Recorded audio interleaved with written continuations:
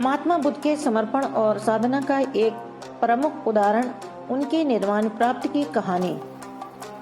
एक बार जब बुद्ध ने एक लंबी साधना के बाद ज्ञान प्राप्त किया, उन्होंने अपनी स्थिति को दुनिया के सामने साझा करने का निर्णय लिया। वह सबसे पहले अपने पुराने साथियों, जो उनके पहले शिष्य थे और जिनसे उन्होंने बहुत लंबे समय तक बातचीत की थी, उनके पास गए। उनका पहला प्रयास सफल नहीं रहा।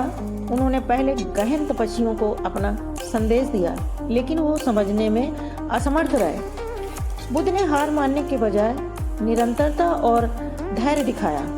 अंततः उनका सरल और सुस्पष्ट संदेश समझ में आया और बुद्ध ने सैकड़ों लोगों को आत्मज्ञान की ओर अग्रसर किया।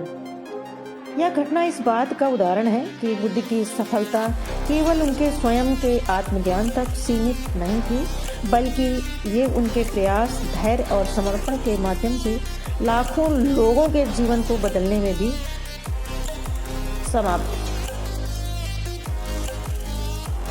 लाखों लोगों के समर्पण में भी समाहित थी। उनका सच्चा संदेश यही था कि सच्ची सफलता का मतलब अंतर्दृष्टि और शांति की प्राप्ति, जो दुनिया में सभी को लाभ पहुंचाती है। महात्मा बुद्ध जीवन के मूलभूत पहलुओं को समझने के लिए 4 आर्य सत्य की व्याख्या की। ये सत्य जीवन की व्याख्या की और सत्य जीवन की वास्तविकता समझने में मदद करते हैं और दुख के समाधान की दिशा दिखाते हैं। ये सत्य है। दुख, जीवन में दुख और असंतोष का अस्तित्व होता है।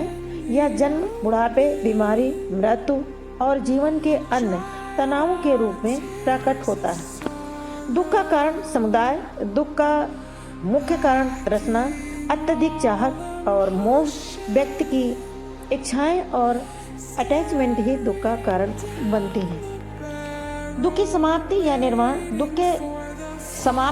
दुख को समाप्त किया जा सकता है। जब तृष्णा और मोह का नाश होता है तो दुख भी समाप्त हो जाता है। इसे ही निर्वाण कहा जाता है।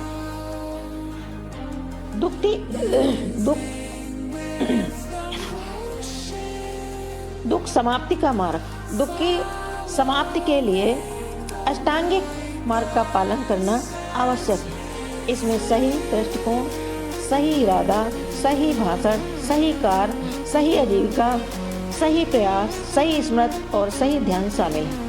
इन 4 आर्य सत्यों के माध्यम से महात्मा गौतम बुद्ध ने मानवता को जीवन के वास्तविकताओं को समझने और शांत और संतुष्ट जीवन जीने का मार्ग बताया।